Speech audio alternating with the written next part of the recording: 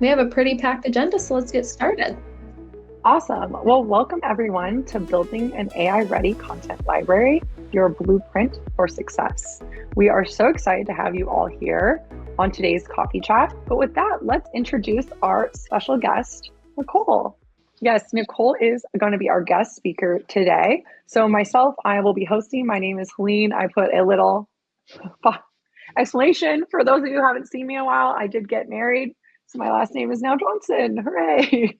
And I will be your host today. I work on the Academy team with Marcia, and she will be our question master. Hi again, Marcia. Hi, everyone. For those of you who don't know me, if you're new here, I'm Marcia Say. I work with Helene on the Academy to deliver all kinds of content, whether it's on-demand things within the Academy or webinars just like this one. And I'll be in the background answering your questions today. And dare I announce it, Helene?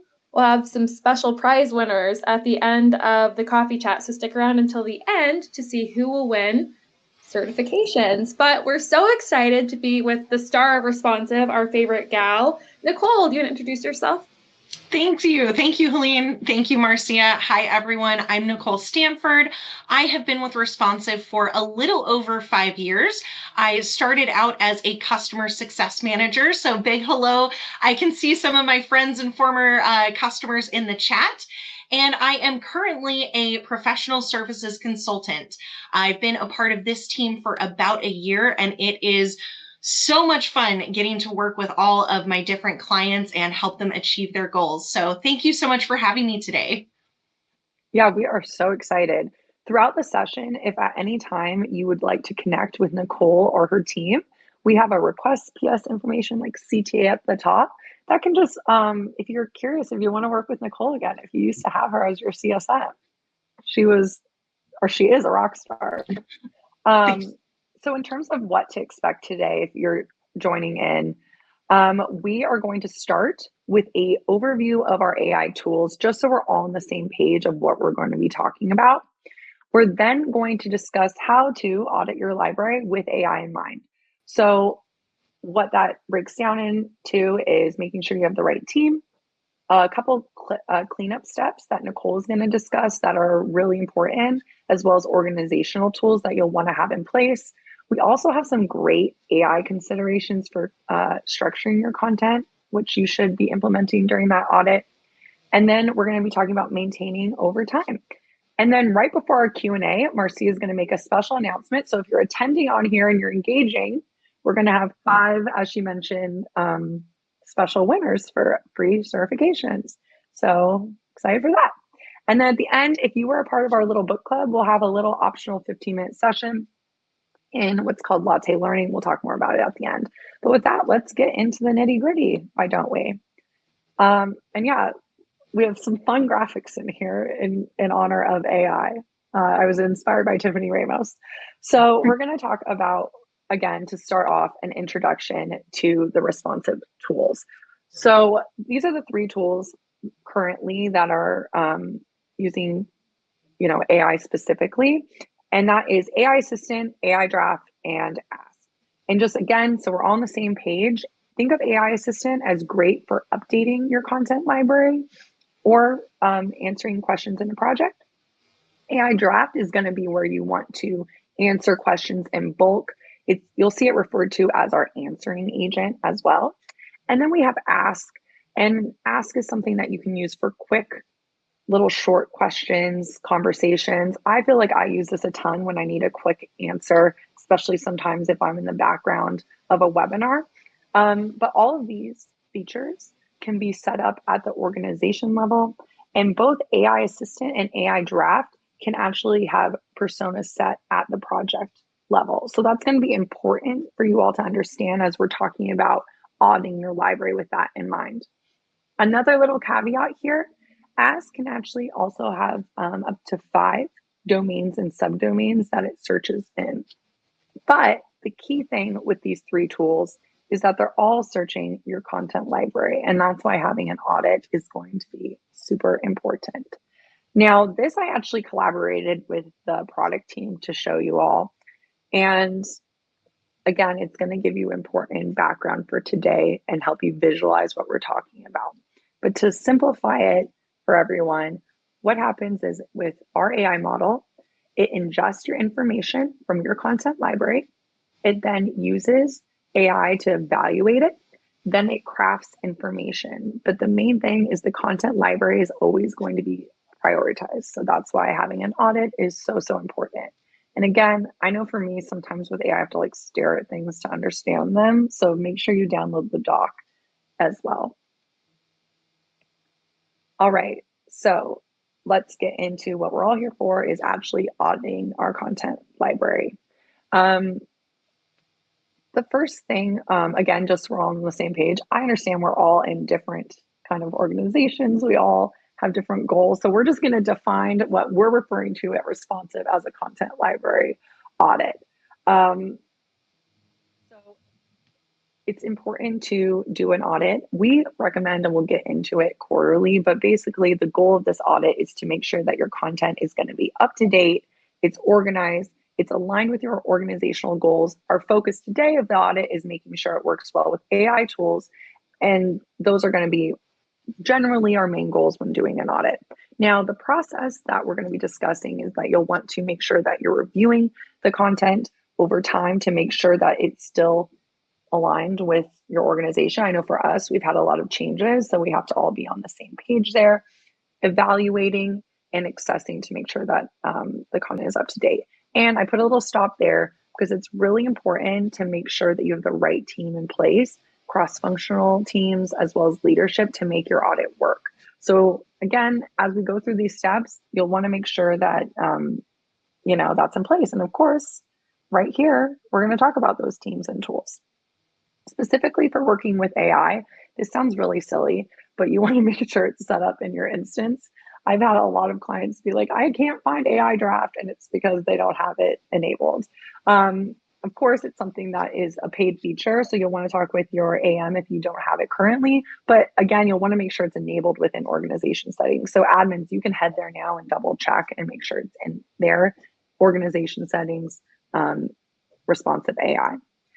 Another thing to check when doing an audit, again, specifically when thinking about AI, is making sure that you have the correct users within responsive. So you'll always want to go into your user list and take a look. Specifically, you'll want to take a look at their permissions and make sure they have access to the necessary tools. You can customize what parts of AI that they have access to. And will probably be a decision that you guys will want to make. Third, specifically again for AI, you'll want to set up instructions and prompts so that it is aligned with your organization's goals. As well as for Ask, you'll want to make sure that you have those domains and subdomains set up. And again, that can all be done within organization saying specifically. So you'll need to be an admin to do like these little first steps. Now, providing prompts honestly could be a full-on coffee chat, and let me know if you guys want to have a full one on that. I want to stay on subject, but I just wanted to give a little guide here of essential ways that you can prompt the tool and give instructions, as well as a visual here so you see what that organization feature looks like in the tool. The main things is having context for what you're providing objective, the style of how you want the AI to respond, as well as your audience and response form. And remember, you can prompt this specifically at the project level, as well as give directions to your Q&A pairs. So again, I won't get into it, but I really would recommend creating like a little prompting guide for your team once you define it during your audit. You can then keep it within the documents in the content library, and then it's really easy for your team to find. Even if we're using the Ask example, I could go in there and ask like, hey, what's a prompt for this, and then Ask would ideally give me the answer because it's also searching through documents. So that's like a quick little takeaway when setting up for your audit, is making sure that you were first aware that you could do these things, and second, that you have these instructions in place. Okay, so quick cleanup steps. This is where I'm going to take it over to Nicole, because it's going to be really important for your AI tools, for your library to be super organized and maintained. Perfect. Thanks, Helene.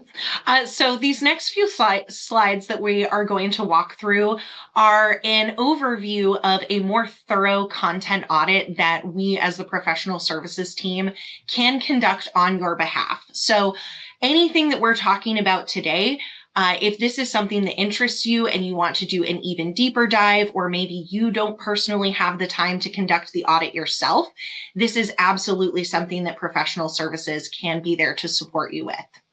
But that said, let's talk about what some of these important aspects of the audit really include. The first one is going to be focusing on finding and removing what we call rot content, which stands for redundant, outdated, and trivial content. Essentially, this rot can make it harder for AI to really hone in on either the area of the library or the type of content that it needs in order to provide you the best kind of response. So there are a lot of different ways that you can find rot content in your library. We have some existing features that we'll talk about here on the next slide. But really, you want to look and identify anything that is redundant. So duplicate content, similar content, anything that is so overlapping that it could cause confusion for either AI or your users when they're trying to locate that information. Outdated, pretty straightforward and self-explanatory. We only want our AI and our users to be leveraging the most accurate and up-to-date information. Trivial things.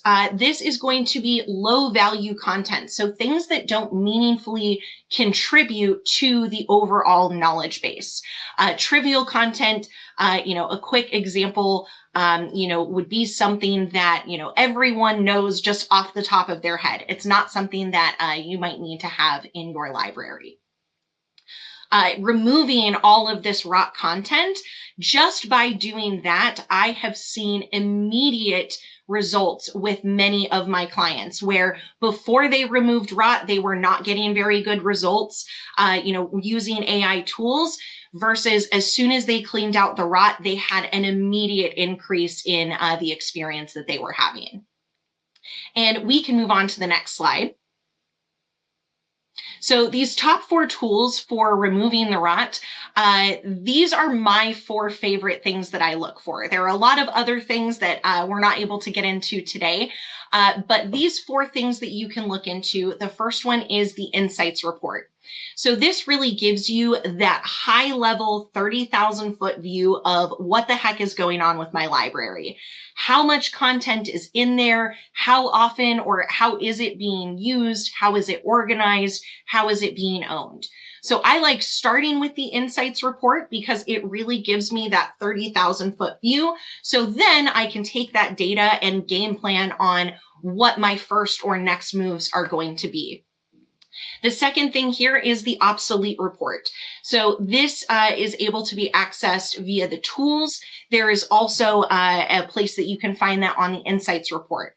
Now, this is going to help you identify that content that has either not been used or not been updated within a specific amount of time. This is very unique to your organization to determine, what would be considered obsolete. But this is a great way of just very quickly finding that content that is no longer up to date. This next one here is the duplicate check. Now, again, there are a lot of different things. We could almost have a coffee chat, I think, on this one slide alone. But duplicate check, we have a few different tools, one of them being the deduplication report that is looking for those exact keyword matches in either the question or the answer. So really helpful for clearing out that true duplicate content. We also have the content cleaner as well as a way to view similar content. So again, really focusing on reducing the amount of potential duplicates or near duplicates will make it easier for AI to find those answers. And then lastly, and this one is one of those that I think a lot of people sleep on this report, and it's one of my personal favorites. That is the content search terms report. If you have not yet explored this, I highly encourage you to do so after this call. Go and take a look at this report, because this gives you a really good peek into potential gaps in content. So you can use this to see what are people searching for and they're not getting any results at all. That tells you that you need to add some information in your library. Or conversely, if people are searching for something and they're getting too many results, that tells you that there may be an opportunity for some rot cleanup. So content search terms is really a way, like I said, it's to peek into the brains of how are people looking for your content, what are they finding, and what do you need to do to either fill in those gaps of either knowledge or training. Nicole, that's awesome. I know we have some people on the call that are might be newer. So I'm gonna quickly, just so that we're all on the same page, show those tools that Nicole is talking about. So if we go to the content library here, if you're an admin, you'll see what's called the Insights report right here. So if you're in the content library, you can go to Insights report. And this we always recommend as a really good first step when doing your audit, to get an idea of what's going on in your library. This is what a professional consultant is also going to be looking at. And you can filter it down here as well. The next place to look, as Nicole mentioned, was in the reporting tab. And that's going to be your content search terms report. So that's going to be right here. Again, for timing, I'm being a little quick, but hopefully that's making sense. And then in your content library, you'll see a little tools icon. So that's your tools tab. And then that's where you'll see both deduplication and obsolete content. We actually did a full coffee chat in December on both of these tools that you can check out. I just dropped it in the chat.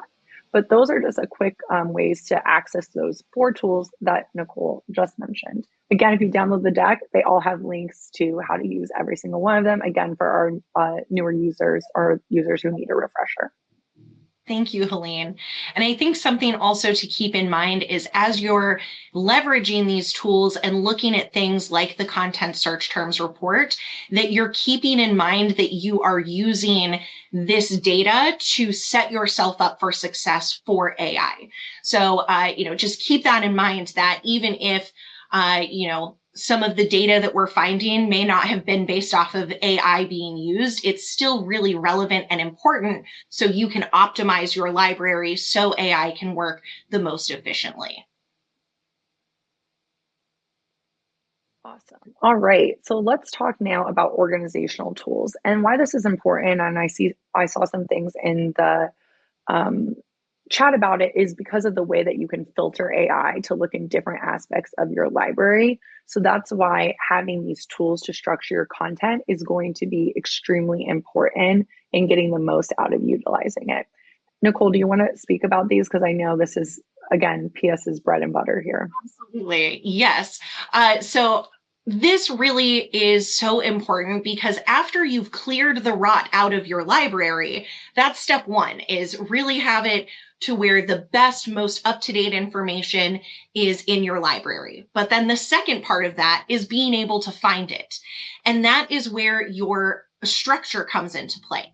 So your tags, collections, and custom fields are all ways that you can organize your content and then use it to filter your search, or, as I like to say, point the direction of where do you want AI to be looking in your library to provide you that potential answer.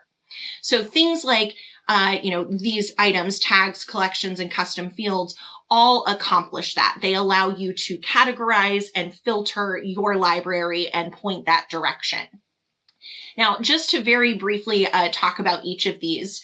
Tags, when you think of tags, you really want to think of them as that high level categorization. We have a best practice called out here that we really recommend sticking to naming conventions that are familiar and meaningful for your organization, not only for ease of use, but also consistency. Because the things that I think of that would fall under a category like security might be totally different than how your organization thinks about that category, or how your users are going to search or think about that categorization. So to start, I always recommend start with a flat tagging structure and keep it really high level categorizations. Then as you start organizing your library, you are going to start seeing if you need to take that structure a little bit further. And a way that you can identify after you have those high level categorizations is when you're tagging, we recommend having anywhere between 1 and no more than 5 tags on a single Q&A record. So as you're organizing content, if you start noticing that many of your Q&A pairs have 5 or more tags applied to them, that's a good sign to reach out either to professional services or your customer success manager so we can take a look and help guide you into optimizing that. And the way you optimize that organization structure is leveraging either hierarchical tags, collections, or custom fields. Now, hierarchical tags really just allow for that multi-layer of tagging. So the parent tag being that high-level overarching categorization, and the child tags allow it to get a little bit more granular. So one example that I like to use is security is a high-level categorization. And for many clients, that would be just fine to have a single security tag. But for some people, they may need to get a little bit more granular. They have content that is physical security and network security, and I can't think of another type of security right now, but you get the general idea. So my recommendation is start with that first level high broad categorization, and then your content will start to indicate for you if you need a hierarchical structure. Either your content will tell you, or I promise you, your users will tell you, either by not using the tool or by reaching out to you and saying, I can't find stuff. So hierarchical tags can really help bring that more granularity. Collections and custom fields, again, are just a way to categorize or organize that information and then allow you to very easily filter and point the direction. So I don't want to spend too much time on here because Helene, I know, like you said, you've had a lot of other coffee chats as well on organization. But the big takeaway is that leveraging these 3 things, tags, collections, and custom fields, are all ways that you are able to guide and direct your AI tools to tell it where exactly and what kind of content you want to leverage in order to provide that potential response. Is there anything I might have missed here, Helene? No, I think the big thing to think about with collections that I see often is collections, you're able to segment your user base. So if someone in your company is trying to get an answer and ask, for example, and they're looking in a collection that they don't have access to, they're not going to be able to find the content. So that's a call out for collections. I also have a little tip here. You can actually create an internal knowledge base with collections. We have a great help article on it. But I think that would be a great use case for, again, using Ask at your organization, and having it not be something that's the collection is not available within your projects. It's just for internal teams to ask questions, because I think that's a huge, powerful aspect of the Ask tool. Mm-hmm. Also with custom fields, just a really quick tip, you want to make sure it's configured for all. That way that the AI tools are able to utilize it. It's just like sometimes there's like little tips there. Now, if you are, I know I sound like I'm so obsessed with Ask, but I truly use it often. We now have something called data sets, and it basically just allows you to create a combination of tags and collections for a quick filter. So I think there was a question like, oh, like, isn't, AI tools supposed to work really fast for me? And yes, that is true. We do want them to be faster, but we also want them to look within the right place. So what you can do is actually create a little data set, and it's going to be really easy for your team to then filter down and look within that specific content. I could see this being really great if you have multiple product portfolios or different departments have different needs. It could be really simple for them to just filter by, a sales data set and then look up their question. And that way you make sure that they're accessing the right information. And again, just to give you guys a little visual for those of you that have Ask or are trialing Ask, if you go up to Ask here, in the lower left-hand corner of our filters, these will be your data sets here that I've created. If you click Advanced Search, this is how you can just manually put in your collections or tags. Again, if you're going to be someone who's using Ask often, you might want to leverage tags and collections versus creating custom fields, for example. Awesome. And again, if you want to hear more about that, we just announced data sets on one of our product updates, so we'd love to see you there. It's our next one's next Wednesday. Okay, Nicole, let's move on. And I think you guys are going to all get excited about this. So again, we're thinking about auditing our library. Part of an audit is making sure that your content is structured correctly. And as proposal managers, you guys are really, or I know everyone has different roles here, but proposal managers, you guys are so good at crafting really compelling answers. And that's why responsive is hopefully helping you there. But I have some tips here for making your content work better for AI to try to reduce some misunderstandings. So I've listed them out here. Really, the main takeaway here is to be as clear and concise as possible. This came directly from the product team. So if you haven't utilized some of these tips, some of these have organically sprung up. I think that our super users have figured it out, but we just wanted to lay it out very clearly for you here, specifically with Q&A pairs and also for documents. So having a very clear and concise question, having a different way to ask the same question if it's super different, very distinct wording, and creating different Q&A pairs for distinct topics. I think sometimes it used to be best practice, you're trying to have a less library. I know there was a conversation in the chat, like how many Q&A pairs are there? So you're trying to put them all into one Q&A.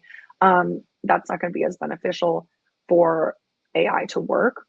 In terms of technical documents, having really clear sections and headings, one topic per document. Lists and tables are really easy for the tool to be able to pick up. And then defining those acronyms and jargon. I would even say to put in a document with your jargon. I know some of us have done that already. But these are great ways to make your content work. And I saw a question come in. Again, we'll discuss all the questions at the end. But asking like, how do you create clear and concise questions if they're coming from a customer? The idea is that your content library is something that your team should be able to easily use themselves as well.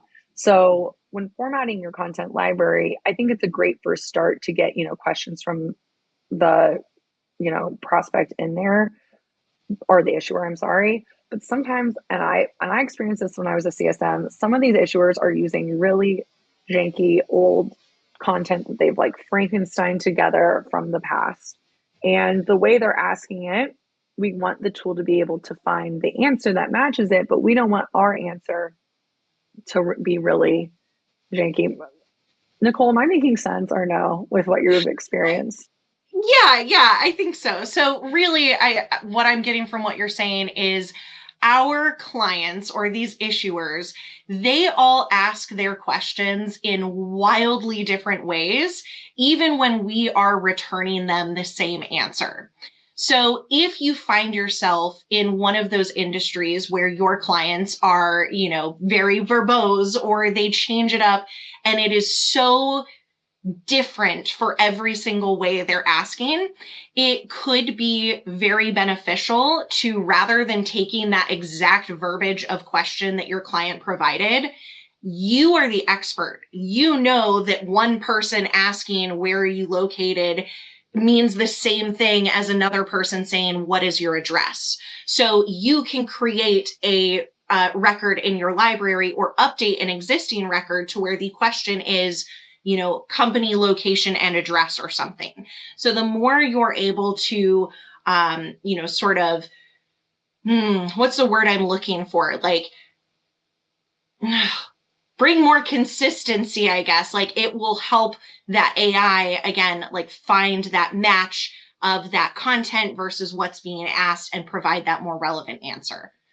Does that make sense, Helene? Did I pick up what totally. And I'm putting in the chat right now because at the beginning of the year, we had a coffee chat with OC Tanner. There's also a blog about OC Tanner at Responsive, and it was so great. And we talked a lot about making topics as your question and it just being a little bit clear, which organically, that was just something that their team came up with by working together and seeing what worked best for them. But I thought when looking at the tips from product, I was like, I actually think that really would work well for also AI. So Absolutely. something to think about when structuring content. A couple other just considerations here. Again, I know we're at time. So again, this is in the document. We're not at time, but we have so much to talk about. But having, consistent language patterns are super important. Thinking about, exceptional use cases and then tagging them that way is going to just be easier for it to help you get your job done faster. I would just add one thing yes, go ahead.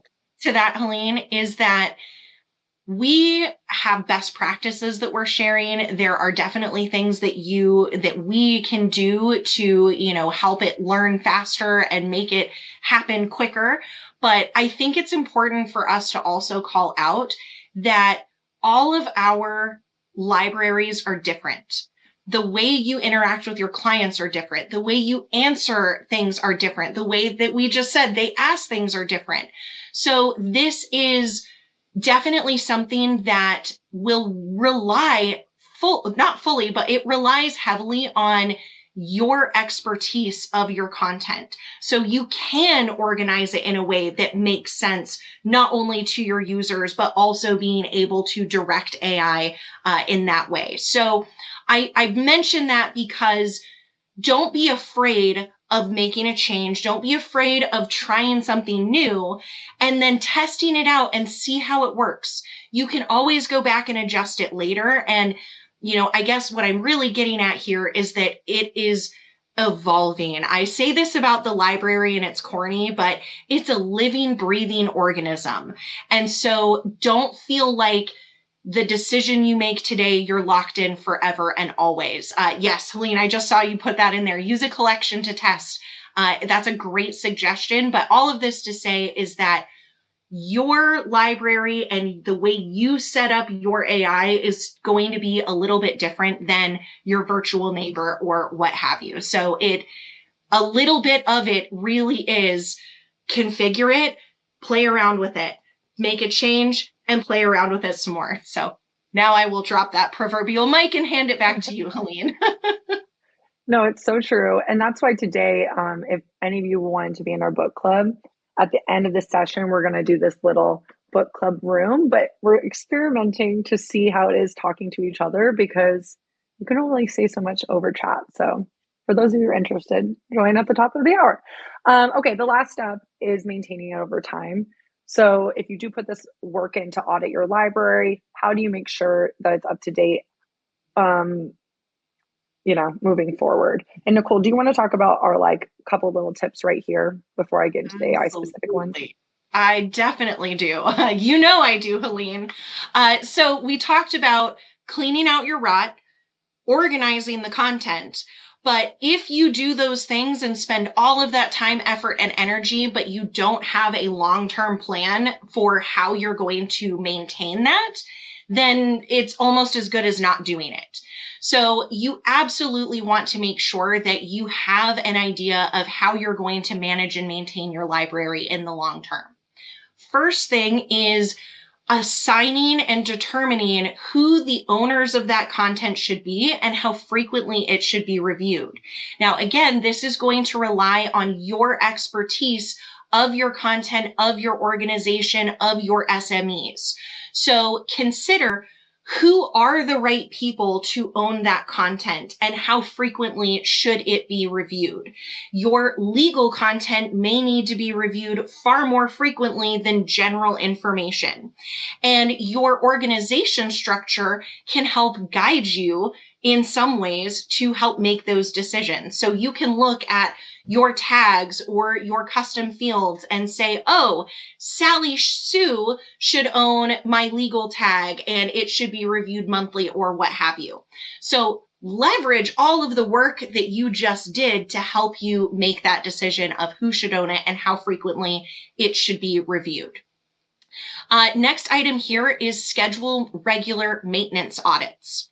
Now, we recommend at least quarterly or biannually, where you do at minimum a little mini audit where you are looking at all of the tools that we discussed earlier, but make sure that you're doing it regularly. I recommend adding a calendar invite, just a recurring hold, and treat that time as sacred, because the more you can prioritize that, the more you're going to set yourself up for success in the long term. And then lastly, and I think one of the most important things, ask your team. Ask your team, can they find their content easily? Is the content they're looking for in there? Listening to those users is really going to give you so much important data to help guide how you may need to change things or what might need to be added in there. And again, just to kind of reiterate, we can help with this. If you want to work with me, click that request PS information button and we can get you connected with the right people. Yeah, those are such great tips, Nicole. And I saw some, I keep looking at the chat. I just love the chat. But, you know, it is a huge deal to do this audit. So celebrate, you know, our VP was like, tell them to have a party. It's true though. Like if you make it easier for your whole team, especially with these giant proposals that are getting bids and winning money ultimately for your company, like you deserve a pat on the back. You deserve a pizza party. That was her suggestion. But it's true, and we want to hear too. So make sure to let us know. The last thing to just kind of hone in is just having consistency across all of this. It's going to make it easier for AI, but even if you're not using AI, easier for your team to collaborate if they know how things should be organized or what to look for truly. So you'll want to really develop that global organization structure that ideally maybe takes a couple quarters to solidify, and then that's your golden structure moving forward. You can download that content organization sheet from the docs and then use that over time, customize it as much as you want. If you have ways to make it better, please let us know. Then once you've created that structure, you'll want to apply it to your searches. So use the AI filters to narrow down that content, and the more structure or the more you use it, the better it will be. Again, if you kind of are like, I don't want to implement something without testing, like we said, you could create a collection, use that, and see how it is with one of your projects. Grouping the content together is going to be super important as well, through those tags and other organizational tools that we talked about. Think about those data sets that we mentioned earlier. And then, of course, maintaining that database over time. By logically grouping that content into categories, and it's less overwhelming. For those of you that have a content library of 4,000, having a structure like that is going to make it a little bit more manageable. It's almost like it's turning it into like little mini libraries, and you're like, okay, AI, I want you to search like within this product line. It's just going to reduce confusion over time. Nicole, anything to add on that one? No, I think you covered it. Awesome. Well, let's quickly talk about PS and then we'll get into our Q&A. Absolutely. My time to shine. I'm so excited for this slide. This here is just a small snapshot of a lot of the things that we are able to help with as far as professional services. Really, though, what I like to say is reach out to your account manager, click that request PS information button. If you come to us with your goals and outcomes that you're looking to achieve, we can talk to you about that and talk about and provide a game plan on how we can help achieve those. In all of the time that I've been here, I don't think I've had to say no on any of the goals or outcomes that my clients have brought to me. But some of the things include, like what we've talked about today, we can conduct content audits. We can assess your library structure and offer recommendations for optimizing that structure. I have found with many of my clients, it is so helpful sometimes. I know I've talked a lot about how important it is to have, your subject matter expertise on your content, which it is, But sometimes when you're so close to it for so long, getting a fresh set of eyeballs to come and look at your library, there are things that jump out at me that you may not have noticed. So please click that button. I would love to make more friends in the chat and work with you on achieving your goals and optimizing for AI. So thank you all so much, and we will see you in the booth or on the next coffee chat. Thanks, Bye, everyone. everyone.